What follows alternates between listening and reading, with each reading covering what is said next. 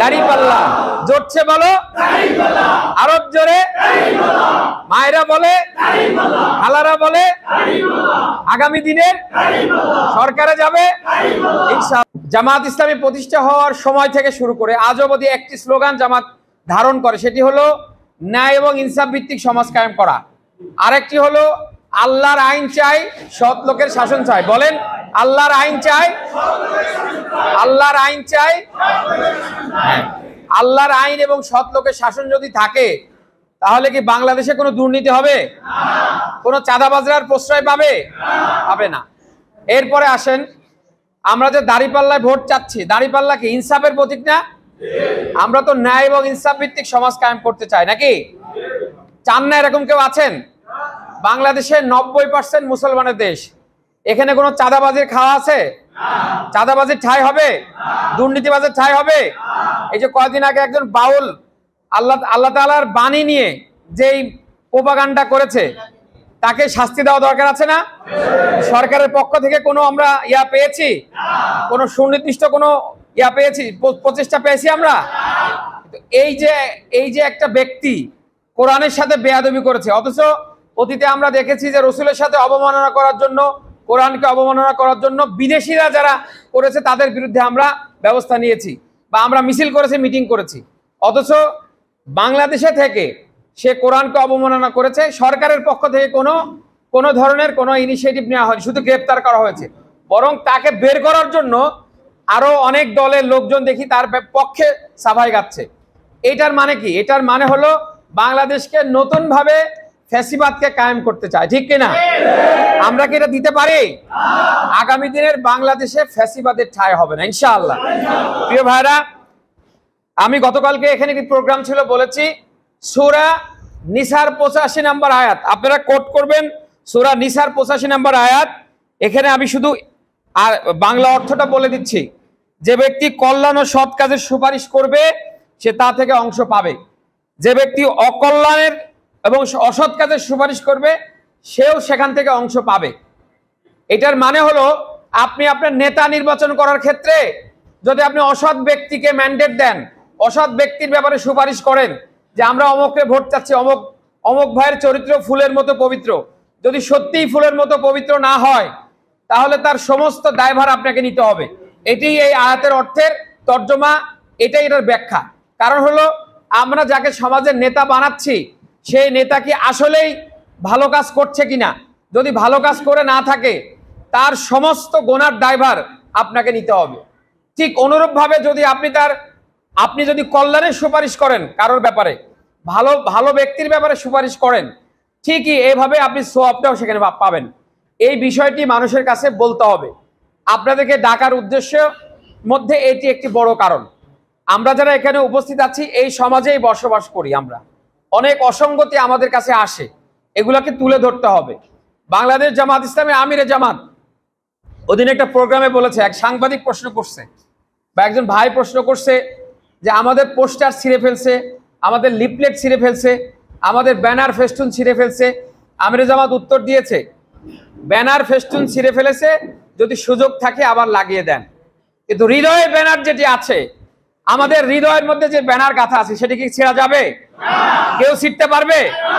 অতএব আমাদের হৃদয়ের মধ্যে যে জিনিসটা গেঁথে গিয়েছে, আমি ওদিনও গতকালকে একজন রিক্সাওয়ালার সঙ্গে কথা বলছি, সচরাচর রিক্সা যখন উঠি তখনই জিজ্ঞেস করি যে আসলে ভোট কোথায় দিবেন, আপনার বাড়ি কোথায়? উনি বিএনপির বিভিন্ন নেতার কথা বললেন এবং বললেন আমার বাড়ি অমুক জায়গায়। আমরা তো ভোট সবসময় সেখানেই দেই। তো বললাম এবার ভোট কোথায় দিবেন? বলছে এবার ভোট দাঁড়িপাল্লা দেবো। কেন? দাঁড়িপাল্লায় দিলে অন্ততপক্ষে দুর্নীতি হবে না, চাঁদাবাজি হবে না। এই যে মানুষের পারসেপশন, এই পারসেপশন তো একেবারে রিক্সাওয়ালা থেকে শুরু করে একেবারে আপার পর্যন্ত সবার কাছে কিন্তু একই পারসেপশন গেছে, একই চিন্তাধারা গেছে। এই ধারণাটাকে মানুষের কাছে আরো বেশি করে পৌঁছাইতে হবে।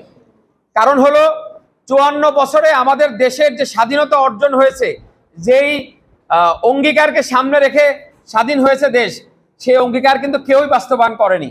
আমরা দেখেছি বাংলাদেশের সম্পদ লুট করে নিয়ে বিদেশের মাটিতে পাচার করে দেওয়া হয়েছে কিনা?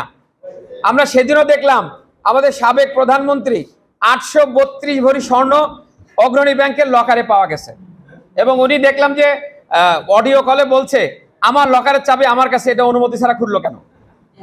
উনি গোটা বাংলাদেশকে একেবারে নিমজ্জিত করে রেখে গেছে। ওনার মধ্যে কোনো অনুশোচনা নেই, অনুভূতিও নেই যে বাংলাদেশের এত মানুষ শহীদ হয়ে গেল, প্রায় 2000-এর উপরে ব্যক্তি শহীদ হয়েছে, 30 থেকে 35,000-এর বেশি মানুষ আহত হয়েছে, এখনো কাতরাচ্ছে হসপিটালে বাসায়। আপনি দেখবেন সেই দলের কোনো লোকের কোনো অনুভূতি নেই। নতুন করে যদি আবার কোনো দল, কোনো ব্যক্তি ফ্যাসিস্ট হতে চায় বাংলাদেশে, এটি কখনো দেওয়া হবে না। কোনো ফ্যাসিস্টের জায়গা বাংলাদেশে হবে না ইনশাআল্লাহ। তো আসুন প্রিয় ভাইরা, আমরা আমাদের জায়গা থেকে আমরা নিজেরা ভোট দিব, দাঁড়িপাল্লাকে জেতানোর জন্য ভোট দিব। আমার আত্মীয় স্বজনকে বলবো যে আপনারাও দাঁড়িপাল্লায় ভোট দিবেন, দাঁড়িপাল্লায় ভোট দিবেন, দাঁড়িপাল্লাকে জয়যুক্ত করবেন। আমরা যেমন মুসলিম হিসাবে আমাদের দায়িত্ব হলো আল্লাহর জমিনে আল্লাহর দ্বীনকে প্রতিষ্ঠিত করা। যদি আমরা এটা না করি, আল্লাহর কাছে কিন্তু জবাবদিহিতা আছে। এবং যদি আমরা করতে পারি, তাহলে আল্লাহর ঘোষণাও আছে, ইয়াগফিরু লাকুম যুনুবাকুম ওয়া ইদখিলকুম জান্নাতিন তাজরি মিন তাহতিহাল আনহার। আল্লাহ আমাদের মাফ করে দিবেন এবং জান্নাতে প্রবেশ করায় দিবেন। তো আমরা তো সবাই চাই। আবার এটাকে কেউ কোট করেন না যে আমাদের এক নেতা বলছে জান্নাতে দিয়ে দিবে রাজি পাল্লায় ভোট দিলে। এটা কিন্তু প্রপাগান্ডা চালানো হচ্ছে আমাদের বিরুদ্ধে, আমাদের নেতৃবৃন্দুর বিরুদ্ধে। কারণ হলো বাংলাদেশের যারা 5ই আগস্টের পরবর্তী সময় এখনো পর্যন্ত যত চাঁদাবাজি, লুটতরাজ, অত্যাচারের সাথে জড়িত আছে, তাদের ভিতরে কম্পন তৈরি হয়েছে। কম্পন কেন তৈরি হয়েছে? তাদের আশঙ্কা হচ্ছে কোনো কারণে যদি ইসলামী দলগুলি ক্ষমতায় যায়, আমরা চাঁদাবাজ করতে পারবো না, ঠিক না? এই কম্পন কিন্তু তাদের তৈরি হয়ে গেছে। এখন দেখবেন যত বেশি প্রপাগান্ডা করবে, যত বেশি পোস্টার ছিড়বে, যত বেশি অন্যায় কাজ করবে, যত বেশি লুটতরাজ করবে, রাহাজানি করবে, জামাত ইসলামের ভোট আস্তে আস্তে বাড়বে আরো। এটি গত ইয়েতে হয়েছে। আওয়ামী লীগ 17 বছর যেই প্রপাগান্ডা করেছে, সেটি করে জামাতের লাভ হয়েছে না ক্ষতি হয়েছে? যদি লাভ হয়ে থাকে, এটাকে আরো বেশি দূর পর্যন্ত নিয়ে যাওয়ার জন্য আমাদের দায়িত্ব পালন করতে হবে প্রিয় ভাইরা। এবং আমরা আরো বেশি সহনশীল হব, আমরা প্রতিশোধ পরায়ণ হব না। কারণ হলো আমাদের আমির জামাত আমাদের বলেছে যে আমরা সবাইকে বন্ধু হিসাবে গ্রহণ করতে চাই, কাউকে আমরা শত্রু হিসাবে গ্রহণ করতে চাই না। আমরা তো দেখছি গোটা বাংলাদেশের যে পরিবেশ তৈরি হয়েছে, এইটাকে কারা বাধা দিচ্ছে? আমাদের মহিলা জামাতের কর্মীদের উপরে হামলা করা হয়েছে। আমাদের পাবনা ঈশ্বরদীতে গতকালকে যে ঘটনা ঘটেছে, পরশু দিনের গতকালকের আপনারা দেখেছেন, যে যার নেতৃত্বে কাজটা হয়েছে, যার আদেশে হয়েছে, সাবেক ছাত্রলীগের সভাপতি ছিলেন হাবিবুর রহমান হাবিব। সে বিএনপিতে যোগ দিয়ে বিএনপির হাইব্রিড নেতা সাজছে, সে দেশে এই অন্যায়গুলো সেখানে করছে। অথচ গোটা মিডিয়া বলছে সে করেছে, সে সে স্টেটমেন্ট দিল এটা জামাতের লোকজন করেছে। তো আমরা কি আমাদের ভাইদেরকে মেরে রক্তাক্ত করব? এটা কি আমাদের সংবিধানে আছে? তো যারা করছেন তারা ভালো করছেন না, আপনারা সাবধান হয়ে যান।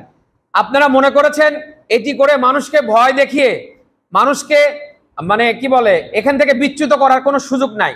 জামাত ইসলামীর উপরে মানুষের যে আস্থা বিশ্বাস হয়েছে, এই আস্থা বিশ্বাসকে আগামী দিনের বাংলাদেশকে ইসলামের বাংলাদেশ বানানোর জন্য জামাত ইসলামের নেতৃত্বে যে 8টি দল, ইসলামিক দল যে একত্রিত হয়েছে, তাদেরকে আমরা সংসদে দেখতে চাই কিনা? সবাই কি দেখতে চাই? সবাই মনে দেখতে চায় না? কারা কারা দেখতে চায়? 2 হাত তুলে। ইনশাআল্লাহ আমরা আল্লাহ রাব্বুল আলামিনের কাছে সেই তৌফিক কামনা করছি এবং আপনাদেরকে অনেক ধন্যবাদ জানাচ্ছি। আজকের প্রোগ্রামে আপনারা উপস্থিত হয়েছেন।